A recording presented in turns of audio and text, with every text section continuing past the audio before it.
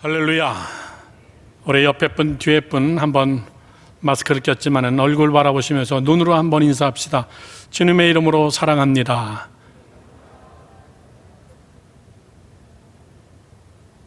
인터넷으로 또 유튜브로 예배 드리시는 분들도 옆에 있는 식구들하고 같이 함께 인사하시기 바랍니다.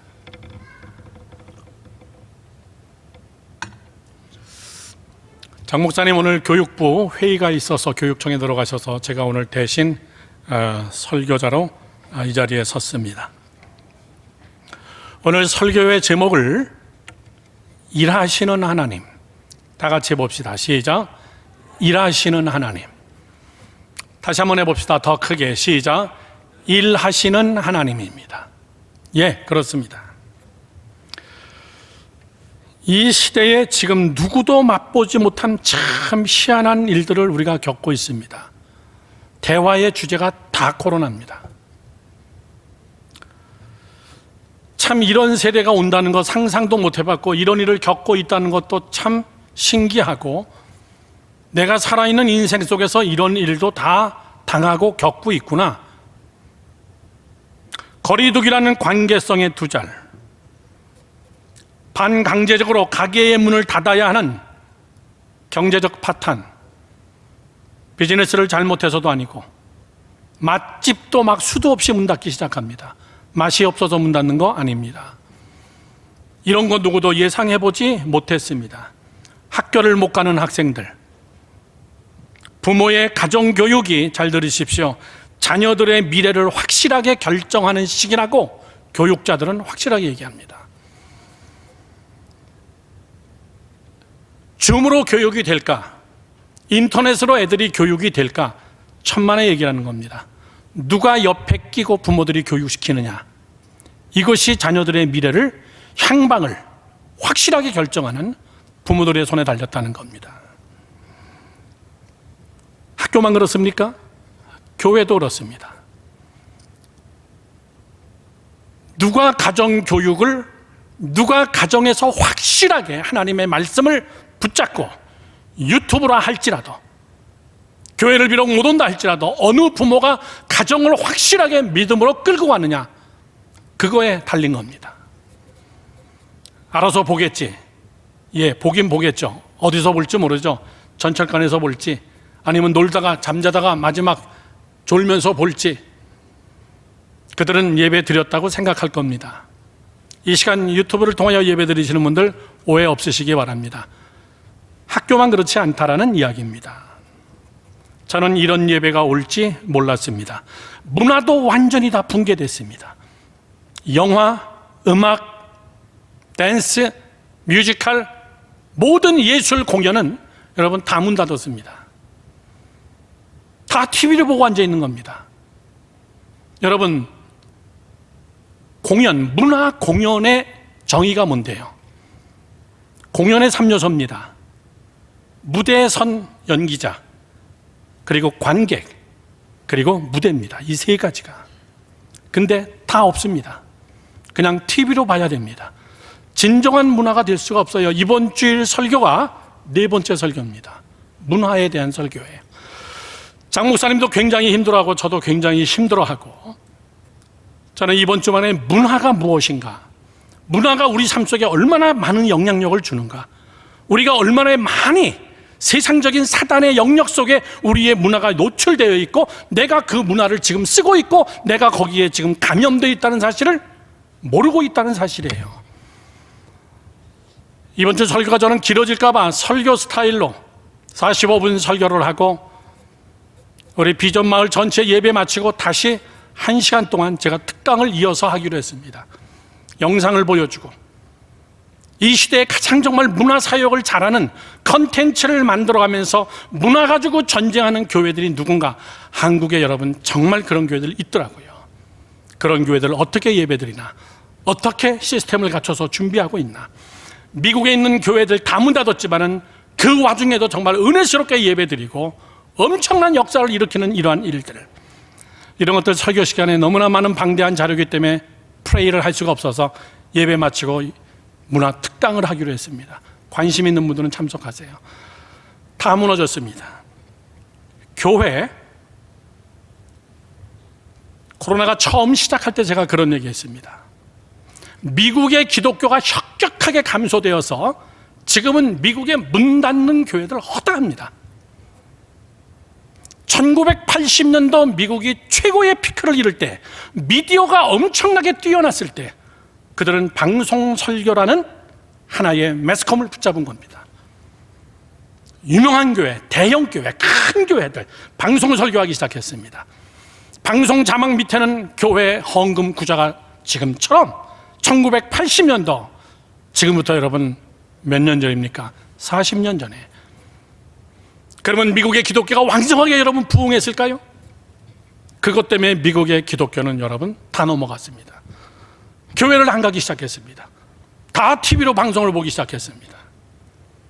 지금 우리가 그 길을 걷고 있습니다. 전 세계가 다 지금 그 길을 걸을 수밖에 없게 되어 있습니다. 저는 오늘 이 시간 여러분께 무슨 말씀을 드리는지 저는 여러분이 좀 잘 깨우치기를 바랍니다. 하나님 왜? 지금 우리는 코로나 때문에 참 예측하지도 못했던 이런 삶 속에서 하나님 왜 이런 일이 있어야 됩니까? 더 심각한 질문은 뭐죠? 언제까지입니까, 하나님? 이번 한 주간 선교사님들을 참 많이 만났습니다. 사무실에서 만나고 밖에서 만나고 선교사님들 마스크 선물해드리고, 그리고 성찬기 사서 들어가시는 선교사님들 3세트, 4세트, 또 2세트씩. 코로나가 확 번창하면서 선교사님들이 위급해서 다 한국으로 나오셨습니다. 그런데 약 6개월에서 7개월, 8개월 지내다 보니까는 이건 끝날 일이 아니로구나. 끝나면 들어갈 일이 아니로구나. 그냥 가야 되는 거로구나. 선교사님들이 계속 막 지금 다 들어가기 시작합니다. 이게 언제 끝날까 그 얘기죠. 언제까지 우리 이렇게 예배 드려야 할 것인가. 우리 정말 멋진 성전 짓고 여기가 가득 차게 정말 부흥하면서 소위 정말 우리가 꿈꿨던 그 문화적인 그런 멋진 예배, 공감, 세상과 함께 공감할 수 있는 그런 교회, 이런 엄청난 꿈을 가지고 우리는 이 성전을 졌는데 지금 여러분 100명도 앉아있지 않아요. 우리는 이 질문을 좀 더 심각하게 해야 됩니다. 하나님 왜? 이 얘기죠. 지금 본문의 말씀은 잘 들으십시오. 남유다가 바벨론의 포로로 끌려가서, 좀 격한 표현입니다, 정말 험한 개 같은 인생을 살고 있었어요. 개처럼 끌려갔어요. 다들. 왕은 두 눈이 뽑혀가지고 철사줄에 묶여가지고 끌려갔습니다. 포로로 끌려간, 바벨론의 포로로 끌려간 유다 백성들이 정말 비참할 때 소위 말하는 깨어있는 선지자들이 하나님 앞에 그렇게 물어봅니다. 하나님 왜? 이거 언제 끝납니까? 그때 하나님은 에스겔을 통하여서 말씀하신 거예요. 오늘 우리에게 주는 메시지하고 똑같습니다. 하나님은 이렇게 하라고, 내 의도가 이거라고 이야기하는 수천 년 전의 남유다의 이야기나 지금 여러분 코로나 속에서 우리가 당하고 있는 이 어려움이나 겪어보지 못했던 사건, 그러나 여러분 성경에서는 우리보다 더한 사건이 나옵니다. 아, 이런 상황에서는 하나님이 이런 메시지를 이미 에스겔을 통해서 줬구나. 어떻게 보면 우리는 아직 에스겔서에 나오는 이 정도의 고통은 아니지 않느냐. 사랑하는 성도 여러분들, 저는 오늘 여러분들에게 2장의 사진을 올려드립니다. 잘 보시기 바랍니다. 우리 김성봉 원사님이 잘 만들어 주셨는데, 첫 번째 사진입니다. 전 세계 코로나 확진자 총계입니다. 자, 저 그림, 원이 큰 것은 가장 많이 죽었다는 얘기입니다. 원이 작은 것은 확진자가 있는데 그렇게 많지 않다는 겁니다. 미국은 엄청나게 큰 동그라미입니다. 두 번째, 어느 나라입니까? 두 번째로 큰 게 인도입니다. 세 번째로 큰 게 각 큰 대륙만 얘기하는 겁니다. 세 번째로 큰 것이 남미의 브라질입니다. 저기보다 더 많은 숫자가 있는데 조그맣게 동그라미가 쳐져서 그렇지 유럽 쪽을 보십시오. 유럽은 동그라미가 합쳐가지고 그냥 하나의 그냥 엄청난 나라가 돼버렸습니다.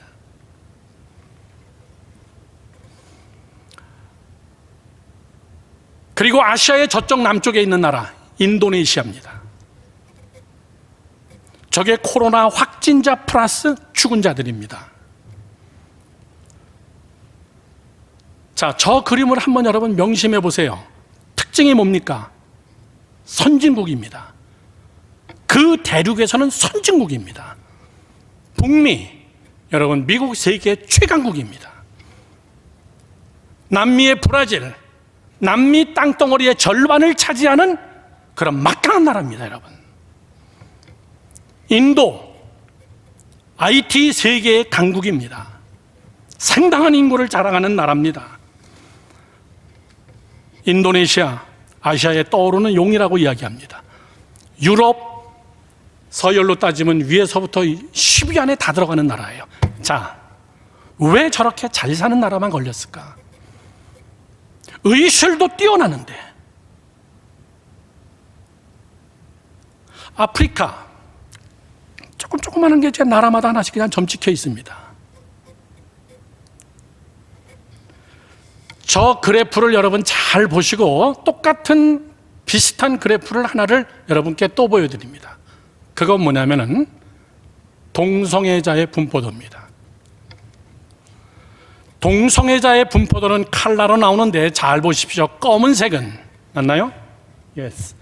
검은색은 동성애가 합법화돼 가지고 지금 정식적으로 결혼식하고 그리고 부부로 다 법적으로 신고하고 그리고 이 동성애 연애, 동생 결혼에 대해서 여러분 반대 의견을 내주면 법적 제재를 받습니다.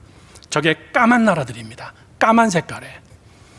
그 까만 색깔의 나라들이 우연치 않게 지금은 제가 우연이라고 씁니다. 코로나 확진자 동그라미 사이즈하고 똑같습니다. 순위가. 남미의 새까만 나라 보십시오. 브라질입니다. 저 남쪽을 보십시오. 남아프리카 공화국입니다. 아프리카의 미국이라고 합니다. 상당히 부유한 나라입니다. 미국 위쪽 보십시오. 다 그렇습니다. 유럽 보세요. 여러분 따다다닥하게 새까맣습니다. 사랑하는 성도 여러분들, 그 다음 색깔들을 보세요. 몇 가지 색깔이 나오는데 검은색은 동성 결혼이 합법화가 된 정당한 나라가 돼버렸고 짙은 밤색이 있습니다. 밤색 중에서 아주 짙은 밤색의 저 나라들은 뭐냐면은 동성애 하면은 사형입니다. 그 나라 법으로. 동성애를 하면 그냥 간단한 재판을 통해서 그냥 죽여버리는 겁니다. 그 다음으로 약간 강한 밤색의 나라는 무슨 나라냐면 동성애를 하면 무기징역입니다. 평생 감옥에서 그냥 사는 겁니다. 밤색의 나라들이 많습니다. 아프리카 지역에. 우연치 않죠? 동성애를 확실하게 반대하는 게 아프리카에 거의 다 깔려 있습니다. 그냥 밤색은 동성애를 하면 구금합니다. 법적으로 구금시켜버리는 나라들이에요. 그 다음에 굉장히 큰 많은 회색들이 있습니다. 아프리카하고 아시아 쪽으로. 회색은 아직 결정은 안 된 단계에 법적으로 인정이 안 된 나라들입니다. 자, 이 정도면 여러분 뭐하고 비교되냐면 앞에 있는 동그라미하고 동성연애하고 거의 99%는 맞습니다. 제가 여러분에게 무조건 짜깁기식으로 이야기하는 거 아닙니다. 무조건 우기기식으로 얘기하는 것이 아니라 아까 우리 김성봉 권사님하고도 이야기하면서 그냥 통계입니다. 제가 낸 통계도 아니고 그냥 의학자들이 낸 통계입니다. 우리는 여기서 깨달아야 됩니다, 여러분. 브라질은 왜 그럴까? 여러분, 브라질은 기독교 국가예요. 기독교의 바탕을 둔 64.63% 2018년도 기준 캐톨릭 국가입니다. 17.33% 개신교 국가입니다.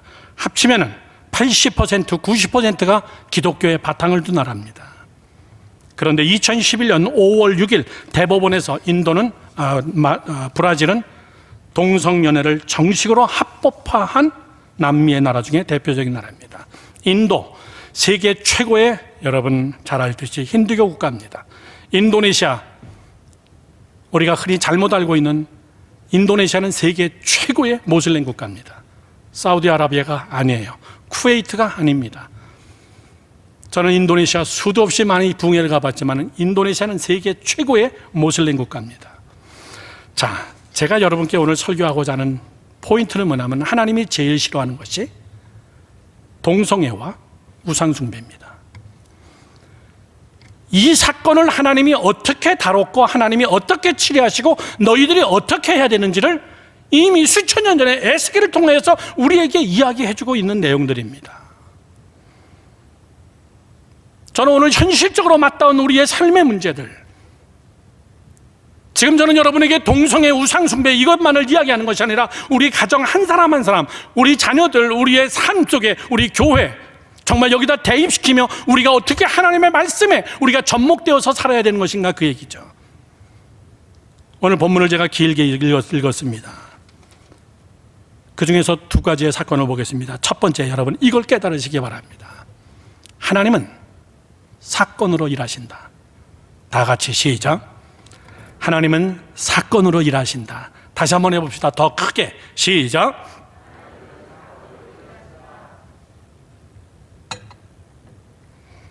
제 얘기가 아니라 하나님이 에스겔에게 한 이야기입니다.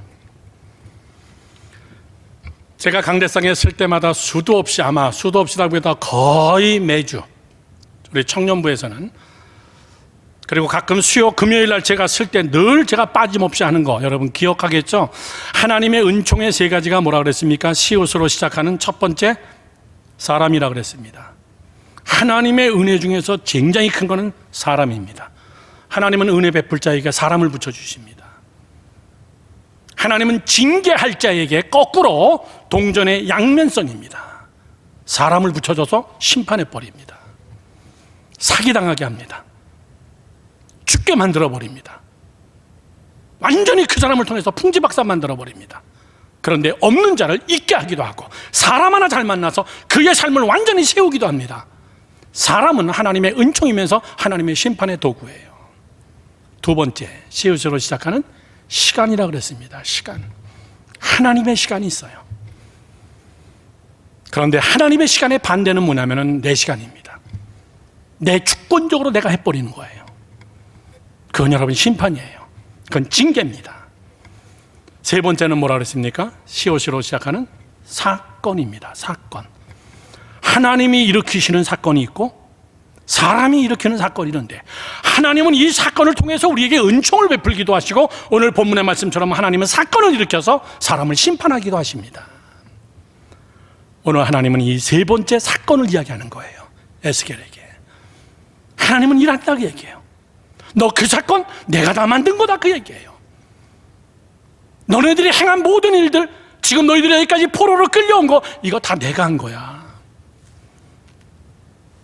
여러분, 하나님이 일하시는 사건을 네 가지로 오늘 본문에 이야기합니다. 자, 14장 13절 말씀해 보겠습니다. 거기에 나온 단어는 기근입니다. 내가 만약에 기근을 내려서 사람과 짐승을 그 나라에서 다 끊는다 하자, 14절, 비록 노아, 다니엘, 욥 이 세 사람은 살 거다. 노아, 욥, 다니엘 여러분 다 지나간 훨씬 전 사람들이에요. 저를 보시죠. 기근은 뭡니까? 자연계의 질서를 뒤집어 놔서 사람들에게 먹을 식량을 다 없애버리는 겁니다. 그거 하나님이 뭐라고 합니까? 내가 한 거야, 그 얘기예요. 내가 한 거야. 내가 또 앞으로도 그렇게 할 거야. 15절 말씀에는 뭐라고 써 있냐면 이렇게 써 있습니다. 가령 내가 사나운 짐승을 그 땅에 다니게 하여 그 땅을 황폐하게 하여 사람이 그 짐승 때문에 능히 다니지 못하게 한다. 무슨 말입니까, 여러분? 무서운 짐승, 이건 비유적 표현이죠. 악한 사람입니다. 두려운 자가 나타난다는 거예요. 희한한 정치인이 나타나가지고 구속할 거고, 엄청나게 무서운 인간이 나타나가지고 사람들을 공포에 떨게 할 거고. 세 번째는요, 17절에 이렇게 말씀하십니다. 가령 내가 칼이 그 땅에 임하게 하고 명령하기를 칼아 그 땅에 돌아다니라, 이렇게 내가 명령할 때, 칼은 뭡니까? 전쟁이에요. 전쟁 나 하나님이 일으킨다 그 얘기예요. 마지막 네 번째는 19절 말씀에 가령 내가 그 땅에 전염병을 내려 죽임으로 내 분노를 그 위에 쏟아 사람과 짐승을 거기에서 끊는다. 전염병, 이건 이스라엘 사람들이 뼈저리게 느낀 겁니다. 애굽에서 10가지의 재앙으로 눈으로 봤던 사건입니다. 전염병, 다윗은 인구조사 하지 말라고 했는데 내가 거느린 군대 숫자를 한번 쉬어보려고 인구조사했다가 전염병으로 몇만 명이 죽습니다. 하나님 앞에 엄청나게 회개합니다. 전염병, 하나님이 쓰시는 여러분 징계, 채찍, 이 네 가지, 이 앞에서 인간은 여러분 꼼짝 못해요. 저를 보시죠. 지금 우리는 전염병 때문에 어려움 당하고 있습니다. 어떤 사람은 코로나는 피할 수 없는 길입니다. 어떤 사람은 무서운 사람이 나타났어요.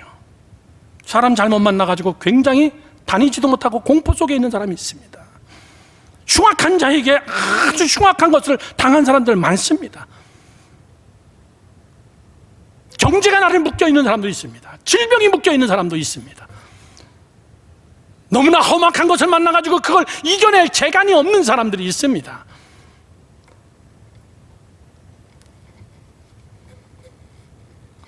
어떤 사람은 기근, 이건 누구나 다 같이 함께 당하는 거예요. 자, 그런데 잘 들으십시오. 오늘 조금 성경 공부 스타일로 제가 여러분께 강의하는 스타일로 하는데 여기에 세 사람이 나옵니다. 누구라 그랬죠? 노아, 다니엘, 욥은 괜찮다. 왜 갑자기 노아, 다니엘, 욥이 나오냐 그 얘기예요. 노아는 누굽니까? 기근에서 구원받은 자예요. 하나님이 각 재앙의 샘플에서 구원받은 자를 하나님이 쓴 겁니다. 노아는 의롭기 때문에 기근이 와도 그는 구원받았다 그 얘기예요. 다니엘은요, 흉악한 짐승 만난 사람입니다. 메데 다리오 왕이라는 아주 희한한 인간 만나가지고 절하지 않으면 다 죽여버리겠다. 이거 여러분 아주 힘든 사람 만난 겁니다. 내 목숨을 내놓고 하나님을 지키느냐? 그랬더니 아니나 다를까 진짜 사자굴 속에 들어갔습니다. 그런데 거기서 내가 다니엘과 다니엘의 세 친구를 구원하지 않았느냐? 세 번째 인물 욥이 나옵니다. 왜 욥이 나왔죠? 질병, 최악의 질병. 그래도 내가 욥을 구원하지 않았느냐 그 얘기예요. 여러분, 하나님은 지극히 인간의 역사 속에 찾아오셔서 사건으로 일하시는 하나님입니다. 저를 보세요. 이제 우리의 숙제입니다. 그 사건을 누가 해석할 줄 아냐 그 얘기입니다. 누가 그 사건을 보고선 하나님의 음성으로 들을 수 있느냐 그 얘기입니다. 내 삶 속에서 일어나는 지극히 작은 것들, 큰 일이든 학교에서든 캠퍼스에서든 친구 간의 문제든 교우 간의 문제든 아니면 직장에서 돈이 얽힌 문제든, 여러분 이런 많은 문제들, 이런 사건들, 그 사건을 우리가 어떻게 봐야 되냐 그 얘기예요. 우리 모두가 지금 다 같이 당하고 있는 이 코로나, 대책이 없습니다. 아까 우리 그래프에서 봤습니다. 왜 저런 강대국이 허무하게 무너지나? 미국 아무것도 아니네. 여러분 천만의 이야기입니다. 하나님이 하시는 거예요. 강대국이라고 여러분 오래 살 것 같습니까? 하나님이 치면은 그냥 한 방에 저렇게 되는 거예요. 실제적으로 더 깊이 있게 들어가면은 정말 미국의 의료 시스템이 엉망인가?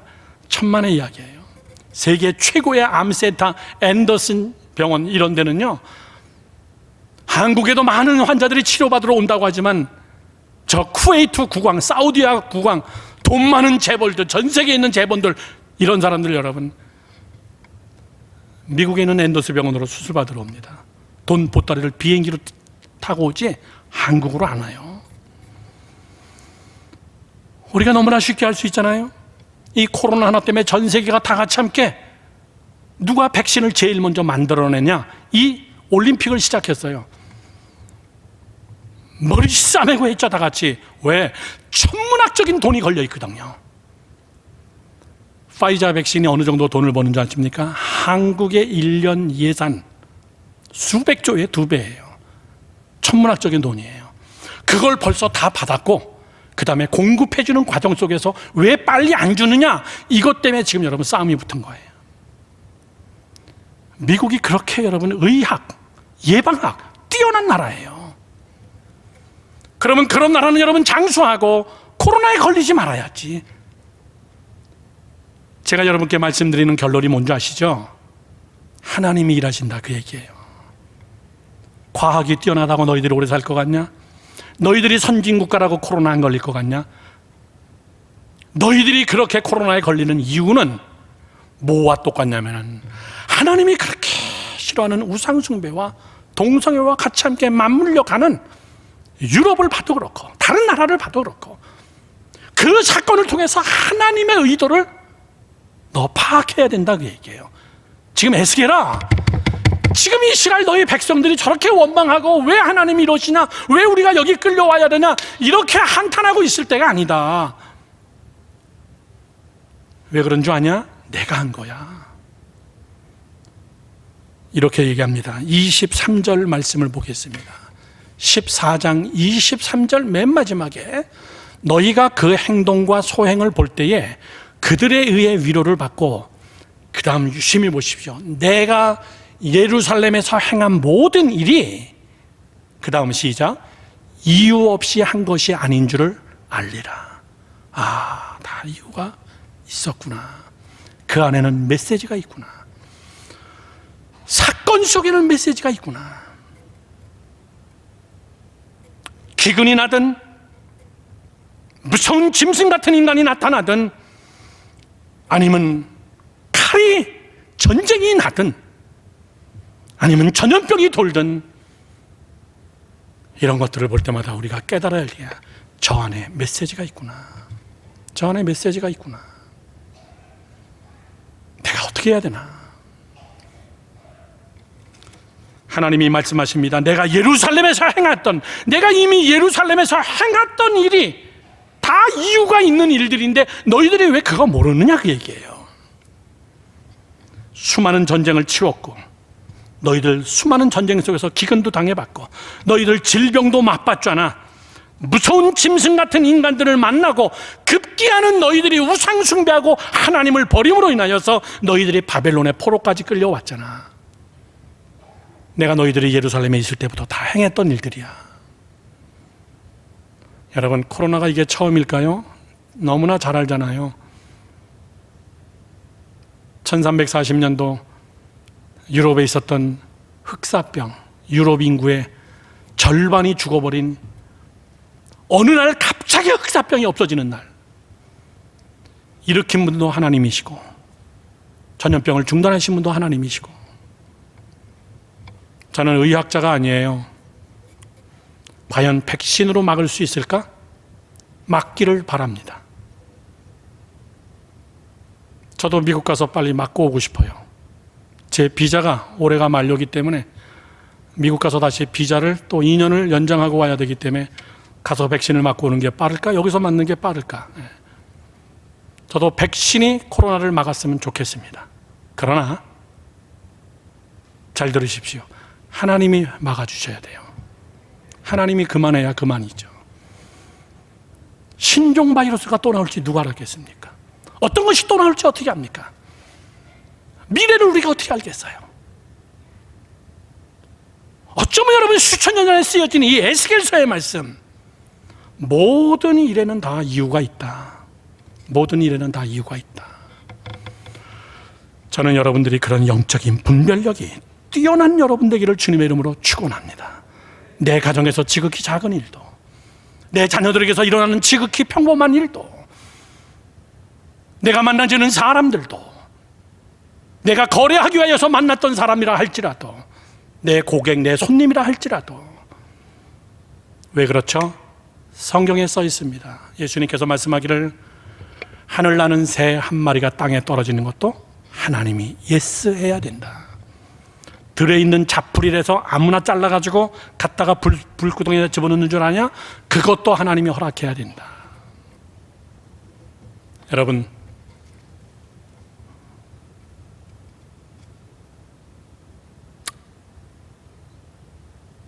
남유다 백성이 그렇게 생각하는 사람도 있었습니다. 그들은 아마 모여서 매일 그 얘기했을 거예요. 우리는 모이기만 하면 코로나 이야기하듯이 바벨론의 포로로 끌려간 이스라엘 백성들은 만나기만 하면 그런 얘기했을 거예요. 우리가 그때 군사력을 키웠어야 돼. 우리가 그때 군사력이 약했어.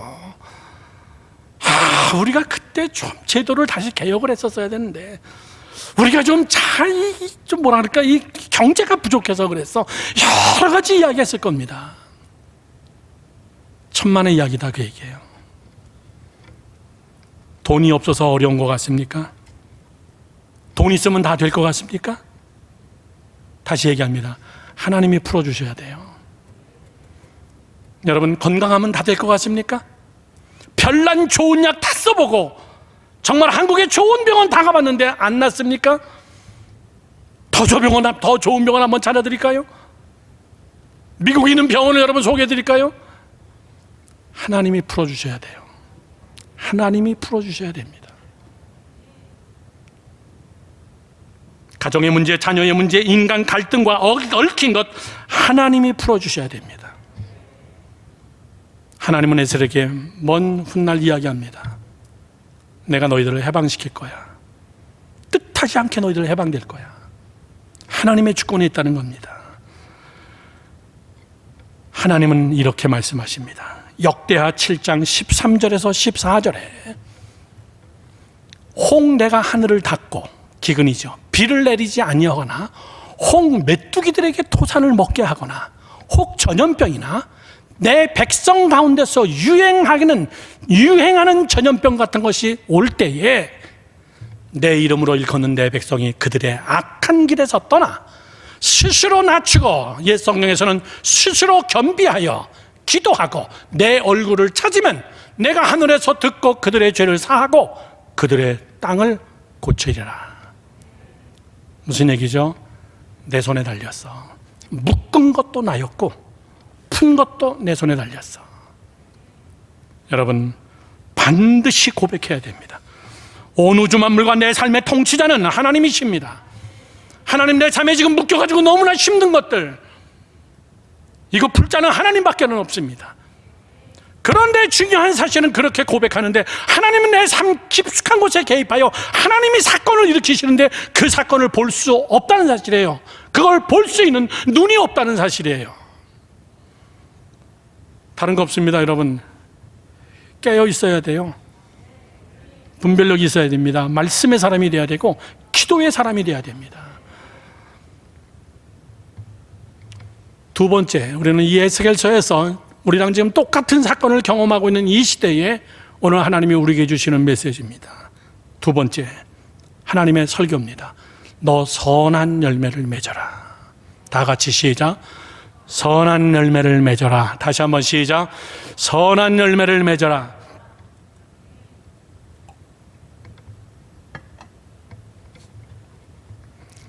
선한 열매를 맺어라, 이 말씀이 뭐냐면 아까 안 읽었습니다. 14장이 그렇게 끝내고 어떠한 사건이든지 다 그 안에는 이유가 있다, 메시지가 있다, 이렇게 하고 14장 끝나고 15장에 계속 이어서 이렇게 말씀합니다. 15장 1절부터 8절까지를 보겠습니다. 여호와의 말씀이 내게 임하여 이르시되, 인자야, 포도나무가 모든 나무보다 나은 것이 무엇이냐? 숲속의 여러 나무 가운데 있는 그 포도나무 가지가 나은 것이 무엇이냐? 그 나무를 가지고 무엇을 제조할 수 있겠느냐? 그곳으로 무슨 그릇을 걸 못을 만들 수 있겠느냐? 불에 던질 땔감이 될 뿐이라. 불이 그 두 끝을 사르고 그 가운데서도 태웠으면 제조에 무슨 소용이 있겠느냐? 그것이 온전할 때에도 아무 제조에 합당하지 아니하였거든 하물며 불에 살라지고 탄 후에 어찌 제조에 합당하겠느냐? 그러므로 주 여호와께서 이같이 말씀하셨느니라.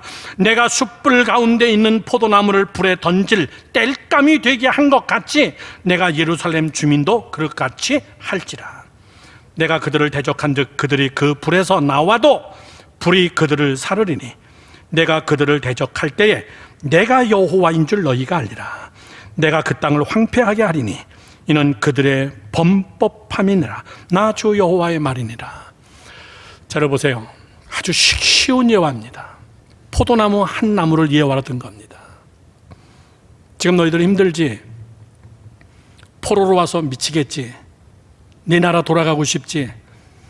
너희들이 그렇게 제사를 안 드렸던 예루살렘 성전이 기억나지? 성도들이 그런 얘기 많이 합니다. 교회 가서 마음껏 예배 드리고 싶어요. 마음껏 예배 드릴 수 있습니다. 근데도 안 오더라고요. 사람은 똑같아요. 지금 여기서 하는 말이 너희들 그렇게 그 고국에 돌아가고 싶지. 뭐라고 얘기하냐면 너희들은 지금 포도나무야. 여러분 포도나무 아시죠? 포도나무는 나무 자체는 아무 쓸모 없다 그 얘기예요. 그걸 잘라가지고 가구를 짜겠느냐? 그걸 잘라가지고 무슨 기둥으로 쓰겠느냐? 그거 잘라가지고 쓸모 아무것도 없는 게 포도나무야. 딱 하나밖에 없어.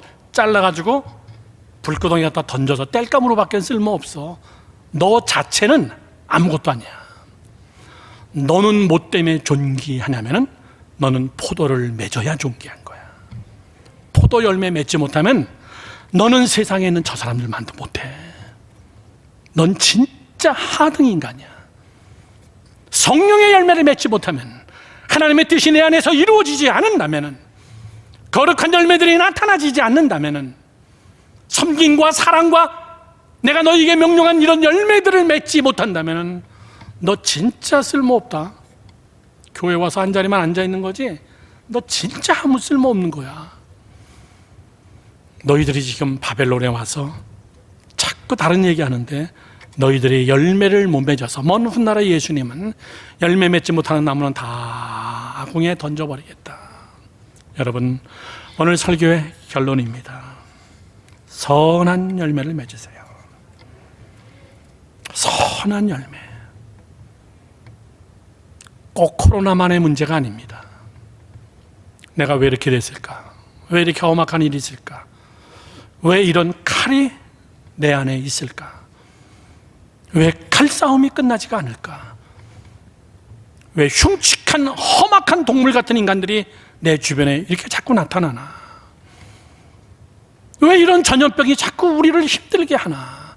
그때마다 우리는 에스겔서에 들어가서 하나님, 내가 문제였습니다. 내가 열매를 맺지 못했군요. 괜히 예수 믿는다고 내가 폰만 잡고 내가 좀 있다고 거들먹대고 아까 우리 동그라미 그래프를 봤듯이 부요한 나라라고 동성연애하고 우상숭배하고 정말 이상한 허튼 짓들 하더니만 하나님의 징계 속에 들어가는 그들을 보면서 열매를 맺어라. 내가 너를 부요하게 한 것은 부요한 만큼의 사명, 열매를 맺어야 될 책임도 내게 있다. 여러분, 아프리카 보세요. 가난하지만요, 동성연애 우상숭배에 대해서는 진절머리 내는 사람들입니다. 미국에서 동성연애를 통과시키려고 교회들이 애쓰는데 안 되는 교단의 특징이 뭐냐면 흑인 목사님들이 많은 교단은 통과 못해요. 흑인 목사님들이 다 반대합니다. 비록 가난하고 조금 비위생적이고 그래도 그런 데서는 강건해요. 그것이 코로나의 분포 속에서 우리에게 보여주고 있는 거예요. 사랑하는 성도 여러분들,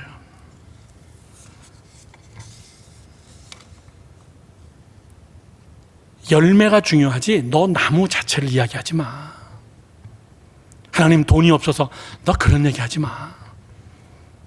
하나님 내가 건강하지 못해서 너 그런 얘기하지 마. 전 어저께 아주 감동적인 용돈을 받았습니다. 어마어마한 거금을 받았습니다.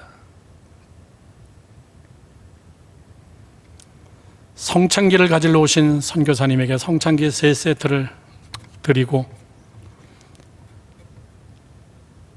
영수증을 만들어 놓기 위해서 다 페이퍼에다가 종이에다가 다 쓰고 몇 세트를 가져갑니다. 가져가서 어떻게 쓸 겁니다. 어느 교회다 쓸 겁니다.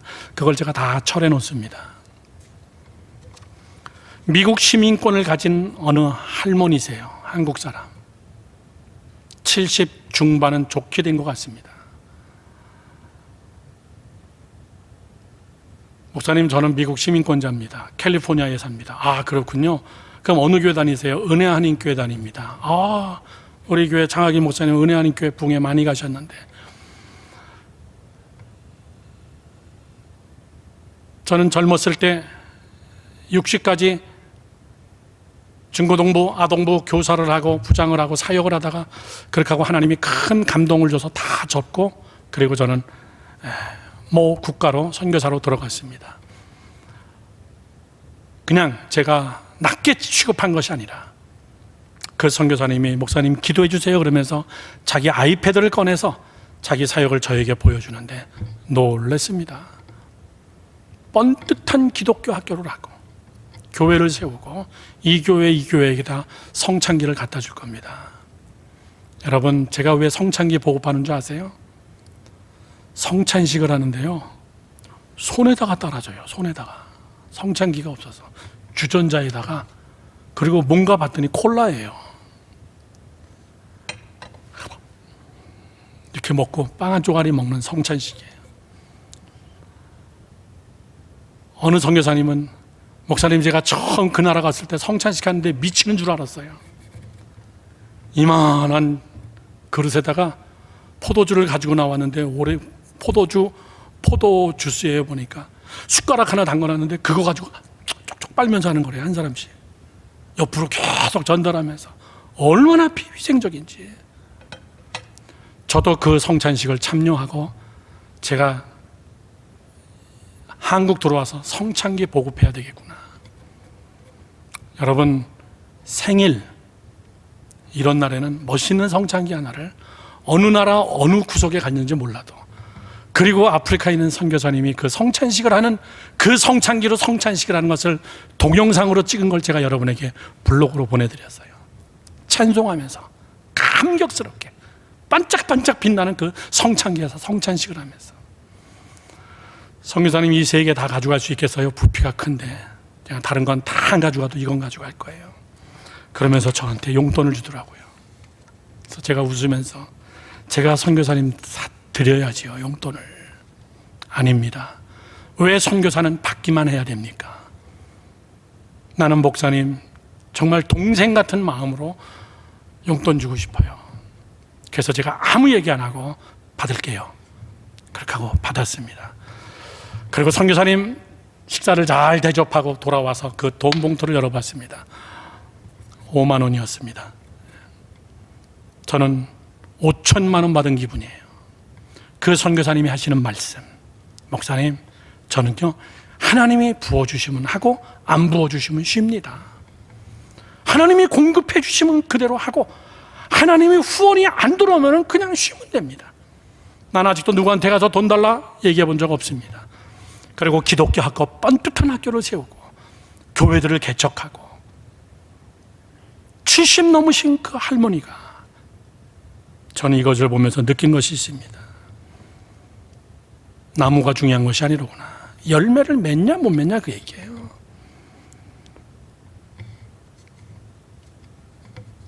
결론을 맺습니다. 하나님은 지금도 일하십니다.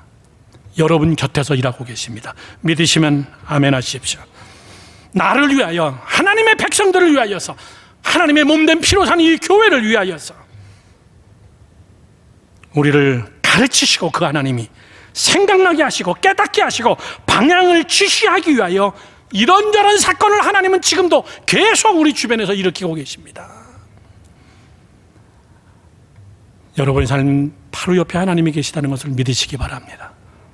내일 아침에 눈 뜨고 일어날 때도 하나님과 같이 함께 눈 뜨고 일어나고, 오늘 밤에 여러분 주무실 때도 하나님이 같이 함께 눈 감고 주무시는 거고, 여러분이 오늘 밤에 눈 감고 주무시다가 하나님이 부른다면 하나님이 내 옆에서 주무시다가 나를 데리고 간 거고, 얼마나 편안한 죽음입니까? 여러분, 실력을 갖추세요. 사건을 이해하지 못하면 바보입니다. 하나님이 일하시는, 하나님이 오셔서 일으키시는 사건들을 분별하지 못하면, 여러분, 우리가 예수 믿는 게 뭐가 힘이겠어요? 말씀이 힘입니다. 말씀으로 세상을 읽는 것이고, 말씀으로 내 삶을 읽는 것이고, 말씀으로 하나님의 뜻을 간파하는 것이고, 기도로 하나님 앞에 나가는 것이고, 기도로 하나님의 뜻을 찾아가는 것. 그래서 어떤 사람은 코로나 때문에 더 믿음이 깊어지는 사람이 있는가 하면, 어떤 사람은 코로나 때문에 완전히 믿음이 바닥나는 사람도 있습니다. 어떤 사람은 코로나로 인해 가지고 저의 믿음이 진짜라는 것이 증명되고, 어떤 사람은 코로나로 인해 가지고 저 사람은 아무것도 아니었구나. 실력을 갖춥시다. 하나님이 일하고 계십니다. 하나님의 뜻을 보세요.